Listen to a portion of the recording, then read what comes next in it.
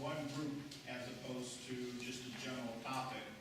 And I think that's potentially unfair. An example would be, like the I almost had to make a correction. I made the statement at the beginning of the meeting that everybody that was up there on that list was represented, and when I made that statement, it wasn't true.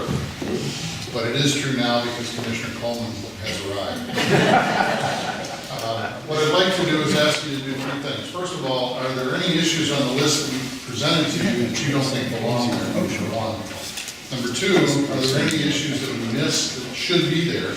And number three, what specific modifications or changes would you propose to be made to that list? So whoever is reporting back, looks like you, Jeff, just from the way you're sitting there. An analysis. Well, we've got, as most folks, everybody knows, a new director or department head that's been hired. She's sitting right behind you. And so clearly there will be an opportunity to, for that person to design and implement whatever they think is appropriate. But what we think is that we need to analyze the number of people and whether the staffing has been adequate in the past. There needs to be a serious effort to develop a set of policies and procedures that governs how the department personnel are managed, how they're evaluated, and how they report, who has access to them, and how their time is accounted for. And coupled with that, we think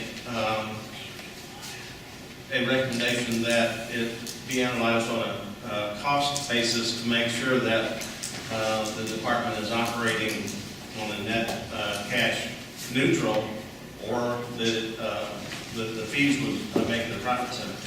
But it's something that we don't know the answer to that.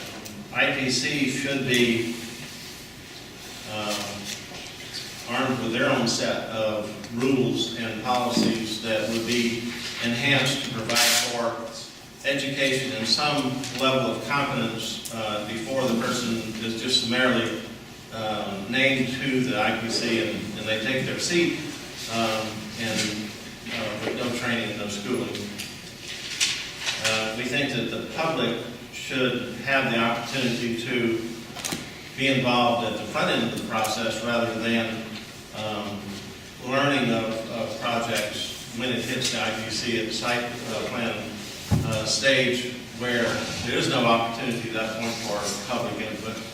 And IPC needs to be looked at in terms of what their relative authority and control is as to the final product going to the board of commissioners, and just to strengthen the support and the backup for the IPC. So, just to make sure, George and I had a conversation as to what we're supposed to be reporting back, and from what I understand is whether or not we accept what you've got listed here and additions, deletions, versus diving deep into the individual discussion points, right? Right. Okay. So in that regard, for the most part, we accepted all of them. That's the last thing that we added was a section called community life. And that is, the way I wrote it down was a diversity of population in terms of all aspects of demographics, support and encouragement. And what that means is to encourage young people, families, people older in life, so that the community has a broad section of that fabric going forward. I'll speak to it. It really came as a result of a lot of work that Clyde and I did under the Gateways improvement effort, and having other communities come to us and speak to us about best practices. We don't necessarily need to reinvent the wheel here. We just need to look at some other communities that have figured it out and maybe adopt some of those guiding principles to allow us to achieve the desired outcome, or the community's desired outcome. Sort of go to 30,000 feet and look at it from that level rather than specifically at the items addressed on the sheet.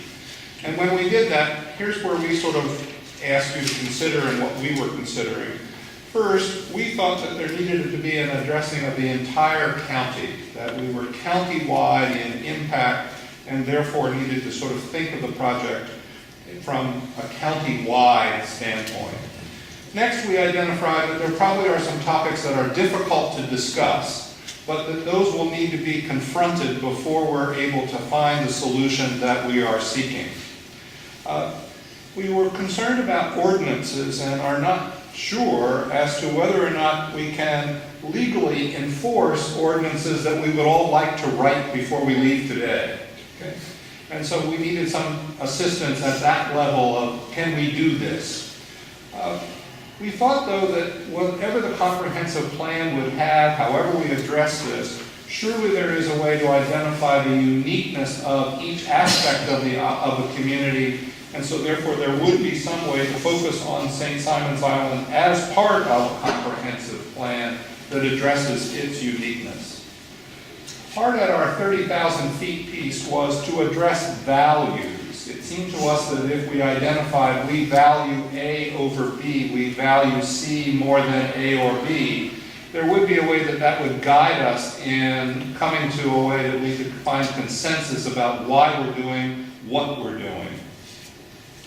And then last, we were finding that we wanted to be sure that we in some way found a way to address what we identified as a lack of leadership, that the need for leadership was at 30,000 feet, a significant area that we haven't yet identified.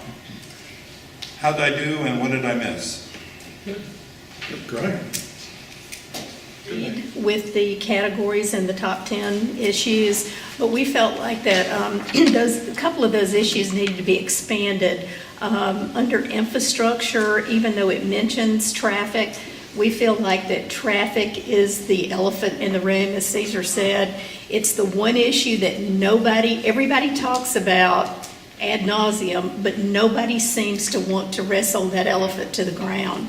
One of the issues with it, we know there's a traffic study that's been done. It's still in a draft stage. You have to really know how to do research to find it on the county. We don't understand why that's been allowed to happen. We feel like when a development is being done and the developer pays somebody to do that traffic study, you know, who doesn't think that that's going to be bent in the favor of the development? So we feel like something needs to be done with the traffic study that's been done. We feel like that traffic study needs to be impartial and independent. Maybe the developer pays the county does the traffic study independently. It's not being done appropriately. Under environmental and safety, we feel like that's pretty much adequately handled, but it was brought up that during the evacuation for Matthew, there were many people who were not able to afford to go and stay 5 days in a hotel. And, you know, much to the surprise of a lot of people, I think, that were, you know, newer residents here, there's no safe places in Glenn County for people to go. So we feel like, you know, possibly the new hotel at the airport, there may be other buildings in Glenn County that could be inspected and certified as safe place, but we think that's important. Hopefully it'll be 99 years before we have another one, but it might not be, so we can't count on that. Community involvement, you know, we just really want to emphasize it's very disparaging for those of us who go to the island planning, who go to the county commissions, when we see a Dollar General type of thing come up and 300 people show up. Island planning puts that at the top of the list and does that first, and then 250 people get up and leave immediately. That's very sad. That's very sad. But those people still all complain about everything else that happens, but they don't care enough to stay. How do we fix that problem? Island Planning Commission itself, we felt like that it needs to be independent, not appointed by county commission, elected by the general public, some other way of choosing it, as opposed to how it's being chosen today. We feel like that the root of a lot of these problems, the fix starts with fixing what's wrong with the Island Planning Commission. And we could probably spend a whole day just talking about that. But we feel like that's probably the number one priority, and that zoning and infrastructure and planning, some of those other things would automatically fall under that. Water and sewer, under infrastructure, water and sewer today knows what their issues are, and they know how to fix the issues that have to be fixed today. But in 3 or 4 years, that's another whole story, and that may require some new permitting and some expansion. We also felt like a new category needed to be added called legal. If we have the right zoning ordinances, the county needs to get past the fear of being sued. We need to have an ordinance that's an ordinance that has some teeth. We need to draw the line, and then we need to just be prepared to go to court to defend what we thought was the right ordinance. That's it. That's good, you did good. Question?